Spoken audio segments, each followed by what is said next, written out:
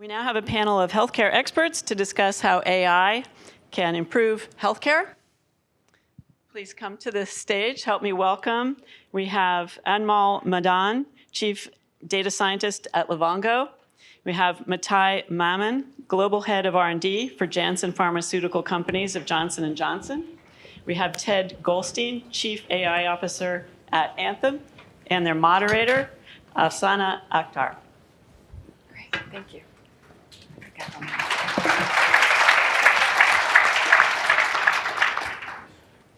Hello.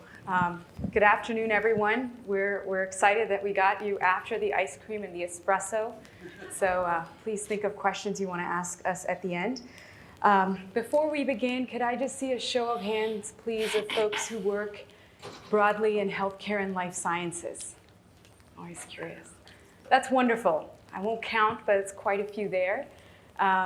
And it's one of the reasons I'm really excited to be a part of this discussion, because over the years I've seen more and more MIT alums move into the industry of healthcare and life sciences. And it's a really exciting time given the degree of disruption and transformation that's happening and the really big role that AI is playing in that.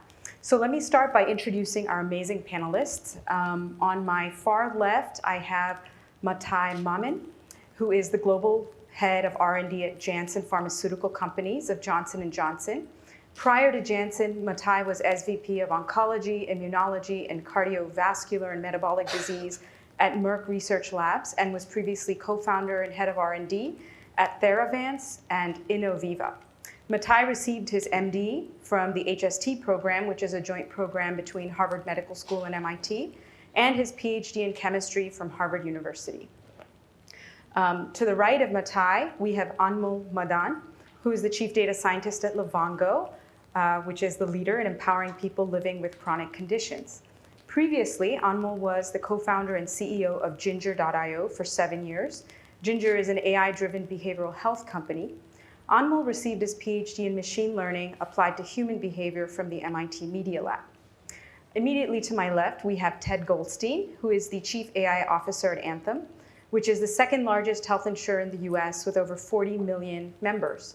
Prior to Anthem, Ted was assistant professor and a cancer scientist at UCSF, director of research at Guttman Initiatives, and he has also held technical leadership roles at Apple and Sun Microsystems. Ted holds his master's and PhD in bioinformatics from UCSC. So we're really excited to have all three of you here with us today, and I think it's amazing that you bring such diverse backgrounds and unique perspectives. Now, before we dive in, I think most of us here are really aware of the overarching problem that the US is seeing in our healthcare system, right? Our annual healthcare spend has reached 3.6 trillion, which is 17% of our GDP, and it continues to grow at 4 to 5% each year. When we bring that to our homes, you know, I was at a barbecue a couple of weeks ago in Palo Alto where a family was sharing with me that for their family of 4, where they now buy insurance on the exchange, they spend $3,500 a month for health insurance. It's more than their mortgage.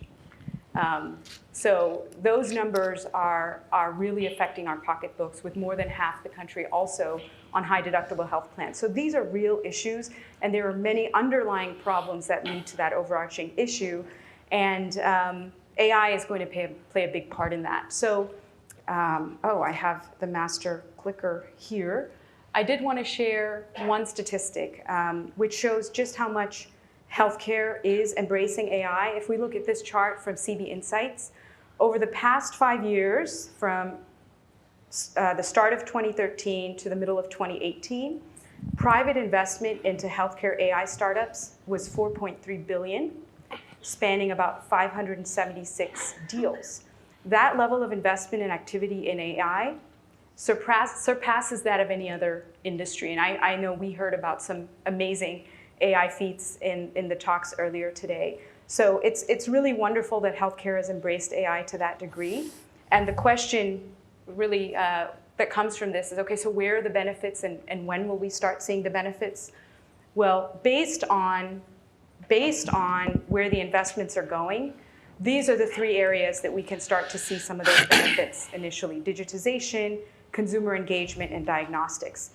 So now let's turn to our expert panelists to get some real-world insights on how AI is really improving healthcare. And I'll start with the big picture question to each of our panelists. In your respective fields, what do you feel is the potential for AI to really make a difference in healthcare? Yeah, so I think before jumping to examples, I'd love to actually even talk about the scope of the problem and the need in chronic conditions. So for those of you who are not from healthcare, healthcare represents 18% of our GDP, so massive scale. About 90% of the spend in healthcare is related to chronic conditions. And so there are basically 5 sort of important ones: diabetes, heart disease, hypertension, behavioral health, a couple more. And so we're looking at about 147 million people in the country who have one or more chronic conditions.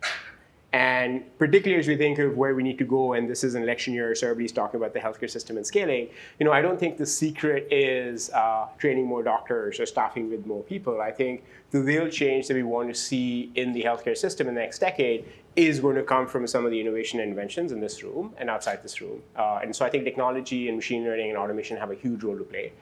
At Livongo, we have products in 4 of the top 5 chronic conditions today. So we have hardware, we have supplies, coaching services, integration with clinical services, 24/7 emergency support lines. So the entire package of what you need to be healthy. And the core of all of those for us is driven by machine learning and data science and automation in each area. And if I apply those principles to the broader, and I can give some specific examples now or later, but if you apply those to the broader industry, I think there's a few things that we as a society are getting really good at and have to continue to push forward. So the first is obviously understanding and predicting what's going to happen with people. Like the things that we take for granted in autonomous vehicles don't necessarily exist in healthcare today. I mean, these are some really basic ability to understand and aggregate and interpret these data is something that's new for healthcare. The ability to personalize how we think of care delivery at scale is a huge area for us. And so 99.9% of the time that a person with diabetes is spending is outside the doctor's office. So how do you get them better? How do you get them supported in those settings? And that's where the combination of the different possible classes of interventions and personalizing those just don't exist in healthcare today, right? Things we take for granted at Facebook or in social media or Amazon are just now coming to healthcare, and Livongo is spending a lot of time investing in those areas. And then the third arm is thinking about automation. And you heard some about this in the conversation about radiology and imaging, and I think this applies to more healthcare broadly. I mean, healthcare today is fundamentally a fee-for-service, human services business. And if the role of technology to come in and start shaping which of these decisions should be done by an algorithm, perhaps with clinical oversight, and where do we actually still have humans play an important role, I think these are all areas that I think are sort of broader industry trends that we're looking at very closely. That's great. And I just want to add to that, sometimes we think in healthcare, all of the disruption has to come from the large entities such as the Anthems and the J&Js, and that's not true. The smaller companies, they're small but mighty. We just have to create enough agitation in the system for the larger entities to really take notice and start to say, okay, what are they doing? I think we need to take that seriously and either adopt it or do something else. So, Ted. That's a great segue, because one of the things I wanted to do is do a shout out to our partners, Doc.ai, who have a booth in the lobby. Anthem is an investor in Doc.ai, and part of that is to take advantage of the kind of innovation that can happen here in Silicon Valley. Anthem is a large company nationwide. We're a Blue Cross Blue Shield licensee. We operate in many states, and of course, our part of being part of Blue Cross Blue Shield is that we offer our members in-network care across the country. And I think that's an important part of the leverage that a large company can bring to the healthcare field, and that makes convenience extremely important. An earlier speaker spoke about the number of deaths from accidents as having about 100 a day. So I was inspired to spend a few minutes on the internet during the break, and how many deaths are associated with healthcare system that are accidental or deaths that were not because of mistakes from part of the healthcare system. Not necessarily just individual errors by a physician, but collectively in an aggregate. And the numbers are staggering. It's between 250,000 by one estimate to 440,000 people a year. That's over 1,000 a day, no matter what. 1,000 a day.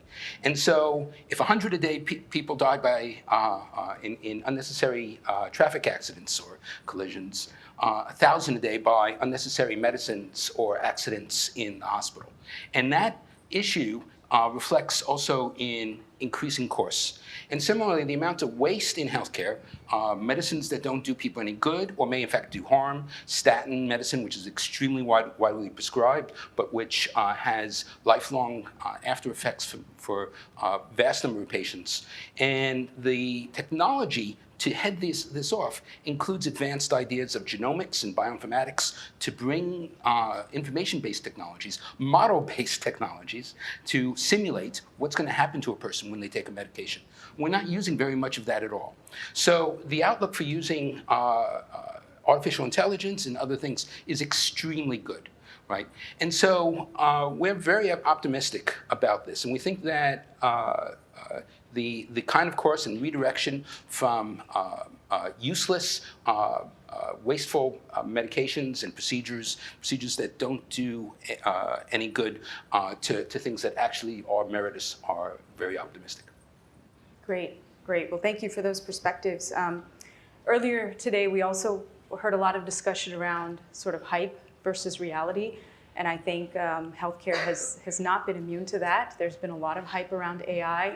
And what we really want to see is impact. And since you've been in the industry so long and very close to AI, I'd love to hear from each of you maybe a couple of examples where you and the work you've done has really had an impact, so people can leave here really thinking, yes, this is going the right way. Yeah, I have a couple of examples. So a big part of managing a chronic condition such as diabetes or hypertension is actually changing your behavior. So there's a number of lifestyle and behavior factors that have to change, including what you eat, your diet, your exercise, as well as checking your blood glucose on a regular basis for diabetes management. And a huge part of our effort at Livongo, as a data point, is thinking about how do we personalize the experience you have across all the different surface areas of our product and our business, including what a coach talks to you about, what shows up as information on your blood glucose meter, how do we actually surface this information on your mobile device to get you to sort of gently nudge you in the direction of the behavior change that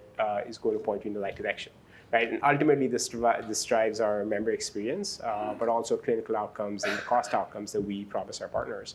And so an example of that is we have hundreds of nudges that show up, for example, on our diabetes meters or on our smartphones. And so understanding what's going to work for a person. So for example, for some people, sending them a message that says, check your blood glucose before breakfast works really well. And then you see this sort of long-term sustained behavior change impact for that. And so going through the entire set of what is this, ad companies do this really well, right? So understanding your latent preferences and what you're searching for, and then using that to figure out how to get you on a path where we can change your behavior and see that in behavior change outcomes. I think that's an example that I like to cite.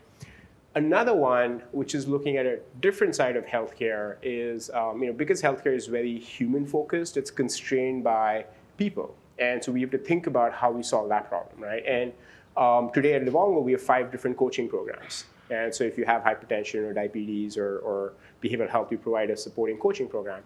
And so the team has done a lot of thinking around how do we create markers or how do we identify people who are likely to trigger or need a coaching session, right? So we offer a 24/7 support service.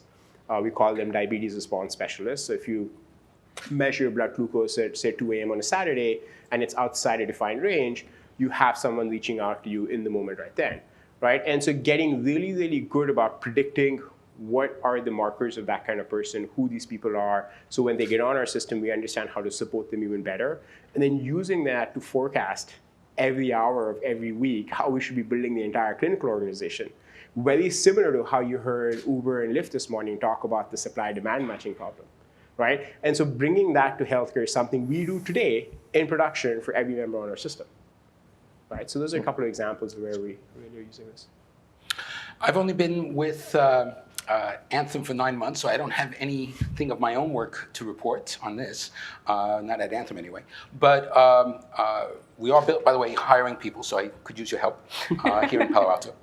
And but two examples that drawn from my colleagues across the company. One is that it may come as a surprise to you, but health insurance companies make more money not when you're sick, but when you're well.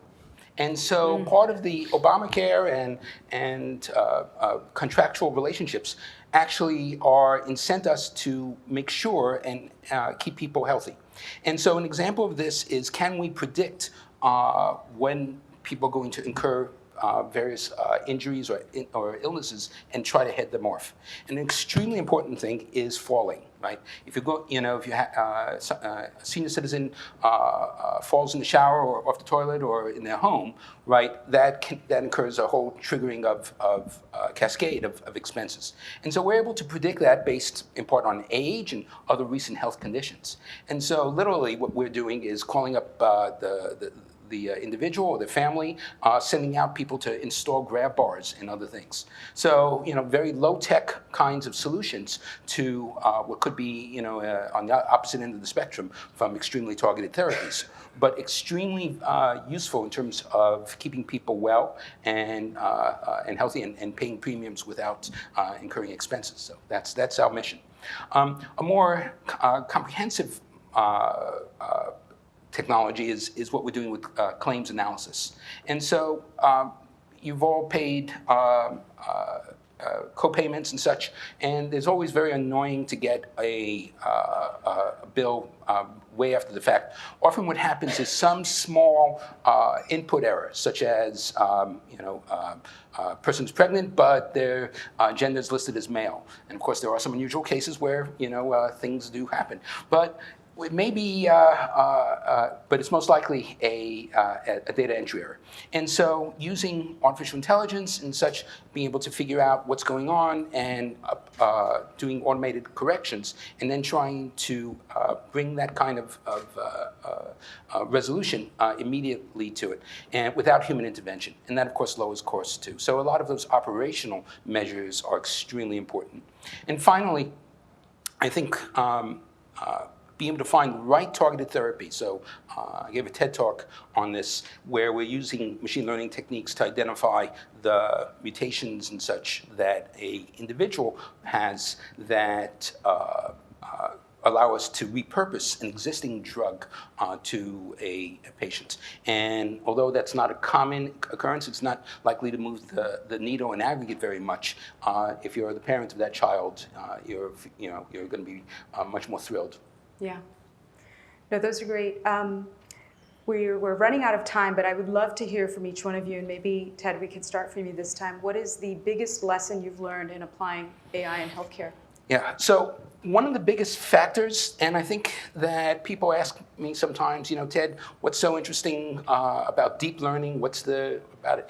And I think one of the things that I, as a bioinformatician, were trained really to spend an enormous amount of time in doing data engineering. And I think the big aspect of deep learning is, and the thing that sort of separates where you are in your process, is this notion of one-hot encoding, really allowing the deep learning system to identify the features, to present to the algorithms the most raw information you can in vast numbers of columns in Boolean form. And that one principle, right, changes the way machine learning is done and really shifts the responsibility from the engineer or the scientist to the algorithm. And this is a huge change. It's a huge change. And I think that one principle is so important in healthcare because we have this vast information space of features and CPT codes, prescription codes, enormous numbers of diagnostics. And so healthcare is really in a position to utilize the aggregate algorithms, the new machinery, and the scalability we talked about before in ways that is perhaps in very few other fields. Good. Cool. Yeah. So I'm a technologist originally, and I think the one thing I learned is healthcare moves really slowly. So it's very resistant to change, and for all sorts of good reasons. And so a couple of insights have sort of popped out over the years and have shaped my thinking. So one is, you'll often hear about, Google will announce some analyses, and we heard from OpenAI and a few other folks, DeepMind doing interesting things in the space. I think in order to really bring these innovations or new kinds of models and learnings into practice, you have to think about how do you have a closed loop system, right? So if you're getting claims data from a provider, you run some analysis, that's great. The advantage we have, and I think most of our companies have, and several other companies too, is we actually have a hardware component, a mobile product, a coaching service, the entire loop. And so we can learn new models. We can figure out these behaviors are correlated with X stratification or Y outcome. And then we can put it in production tomorrow. And then we can do that again and again and again. So I think thinking about the iteration piece and how do you bring that in healthcare is really important. I think it's been a huge differentiator.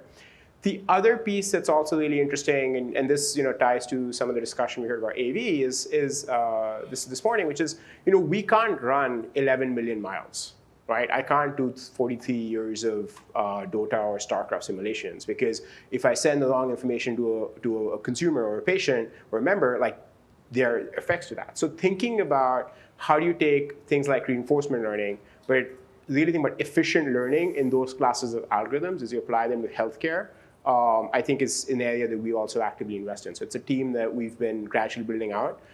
There's some really good work happening in academia at Stanford and elsewhere in efficient reinforcement learning and some new classes of algorithms.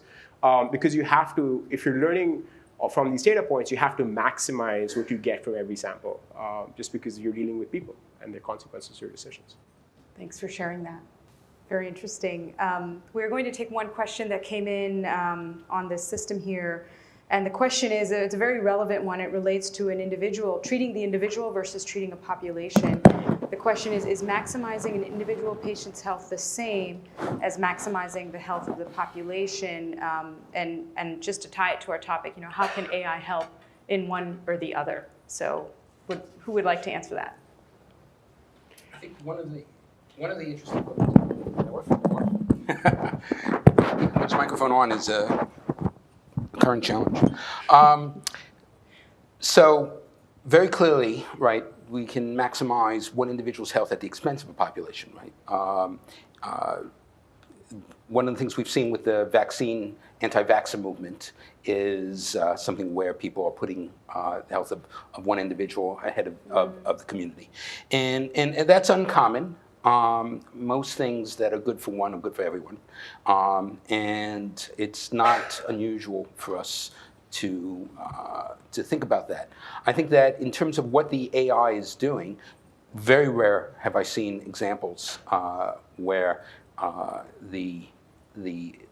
where we're sacrificing the health of one individual. And one of the things about this, of course, is the expense, right? Mm-hmm. So